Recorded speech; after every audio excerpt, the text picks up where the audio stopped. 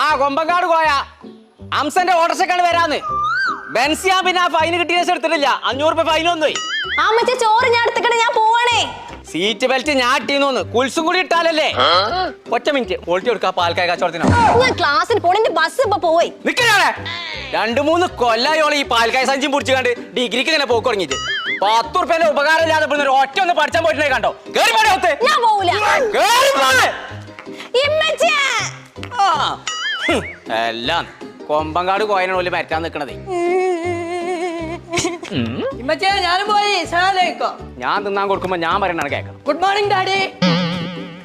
ഞാൻ കളിച്ചാനോ അന്നോടും കൂടിയാ പറയണ്ടേ. ഡാഡി മോർണിംഗ് എന്റെ ഗെയിം. എന്തായാലും ഇത് തീരുമ്പോത്തിന് എനിക്ക് തരണ്ടേ. അത് കുറച്ച് നേരത്താക്കിന്നുള്ളൂ. ഒരു കാര്യം ഞാൻ പറഞ്ഞുതരാം. മോൾട്ടിന്റെ മാരെങ്ങാനും 3-4 കൊല്ലം ഡിഗ്രിക്ക് ഇറങ്ങാൻ സമയം കഴിച്ചാല് ഒക്കെ ഇറങ്ങേണ്ടി വരും കൊമ്പക്കാട്ടിന്ന്. ഒരു